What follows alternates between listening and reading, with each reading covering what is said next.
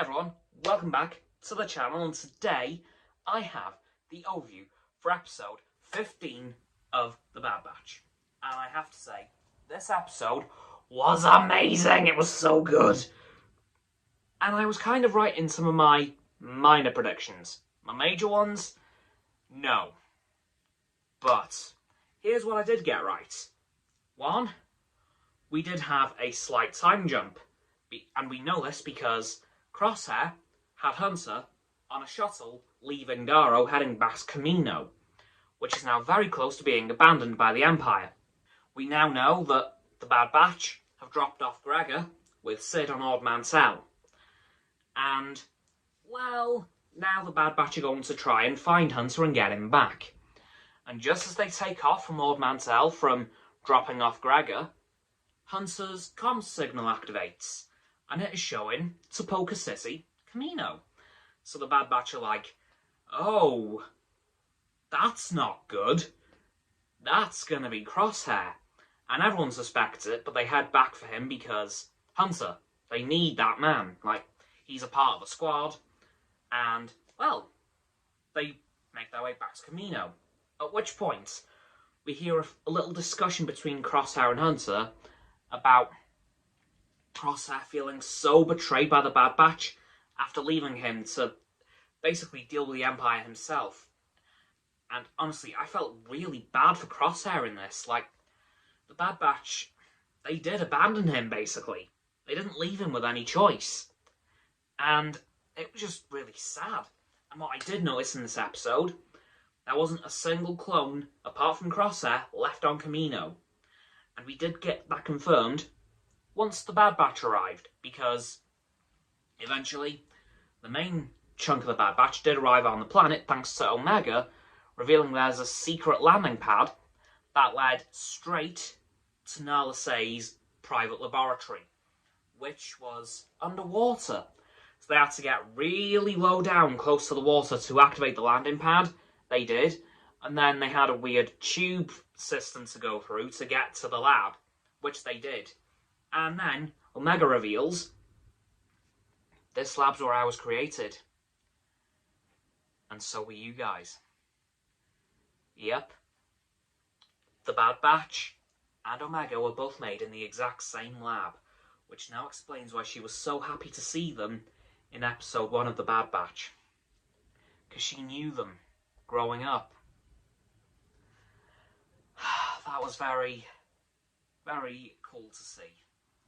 So we now have a little bit of history on Omega and the Bad Batch, which is pretty cool.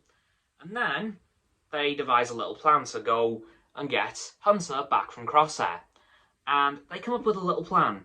Head in through one of the lifts leading from Nala Se's lab, because Crosshair will be expecting them to head through the front gates, so to speak.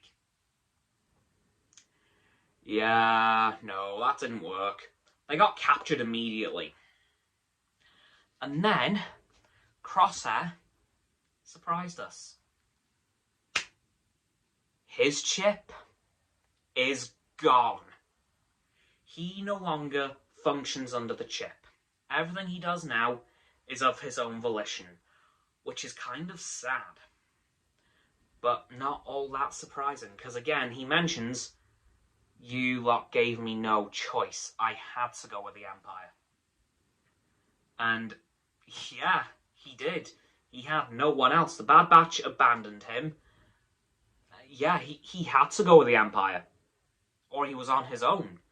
So, yeah. I mean, I have to agree with Crosshair on that one. They didn't give him a choice. But then he says to the Bad Batch, I'm going to give you guys something that you never gave me. A chance. And then he pulls the ultimate Han Solo move.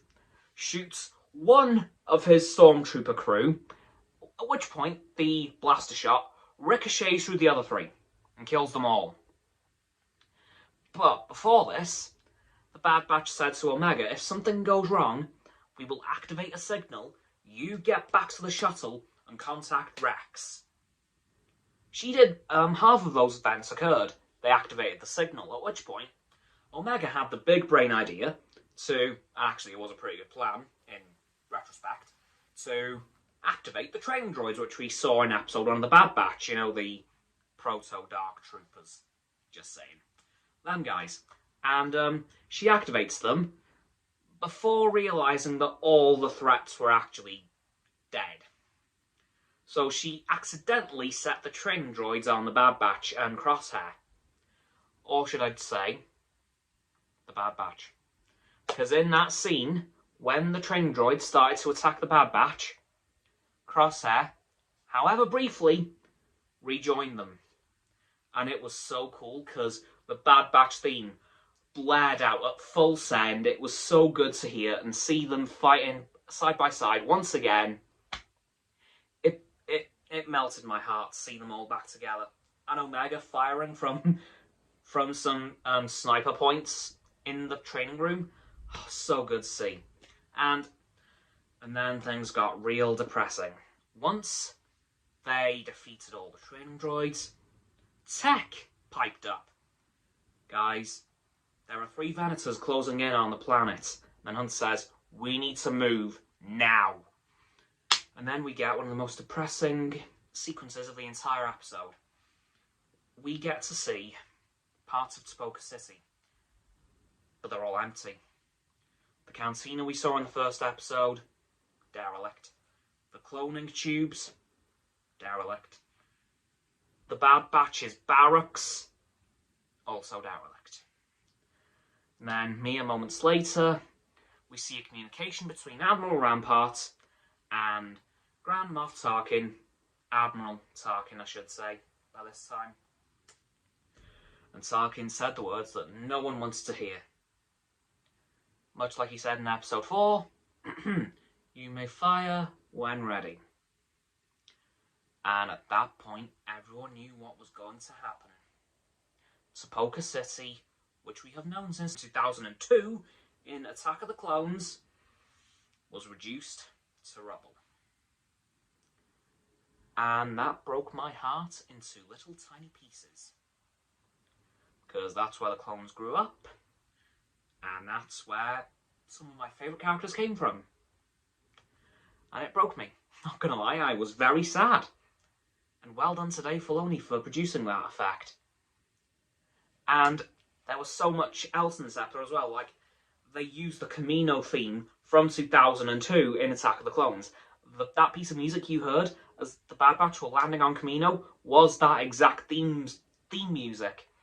And it wasn't even recomposed. It was literally taken straight from Attack of the Clones, I believe. Which was so cool. But now we have a little problem for next episode. Topeka City's destroyed, and the Bad Batch are caught in the wreckage. So I'm not quite sure how they're going to get out of this. But I think Crosshair's going to start his redemption arc at the end of the next episode. And throughout Season 2 he'll come back. Which I'm now thinking, instead of a Camino rebellion, as there's no Topeka City left, there will be a galaxy-wide clone rebellion. Like, there might be massive uprisings across the galaxy. So on Tatooine, Mustafar, I doubt Mustafar, because Vader would kill them all, Ryloth, and anywhere else the clones are based, there will be uprisings galaxy-wide. And I can't wait. It may come in next episode. I'd be very surprised. Because it would be kind of like oh, screw you guys, you destroyed our home. Have fun. And yeah, I don't think it could happen at the end of next episode. I'll be very surprised. But I think Season 2 could feature a galaxy-wide clone rebellion. If not the next episode. Which, of course, will be the last. Anyway, that's it for my overview, guys. And that's it for this video. So as always, people, don't forget to like this video, subscribe to mine and Roxanne's and Frost's YouTube channels. Their links are down in the description. My sub button is down there. Yep, that big red one. Unless you've already subbed, and it's grey. Thanks for that, by the way. And when you've done that, don't forget to click all 3 of our bell icons to get all 3 sets of our notifications. Comment as well, because why not? To let me know what you thought of this absolutely phenomenal episode. Once you've done that, don't forget to follow me on Facebook, Twitter, Instagram, and Stereo, on which I'll be going live tomorrow once again. Once you've done that too, don't forget to follow... Oh, those links will be in the link tree, by the way. Once you've done that too, don't forget to follow Roxanne on her blog and Frost on his Instagram. Those links will also be in the description. And lastly, of course, don't forget to share this video with all of your friends so you can join the infinite loop of liking, subscribing, commenting, following, and sharing, and around and around and around that loop. And I'll see you guys tomorrow with another video. Goodbye!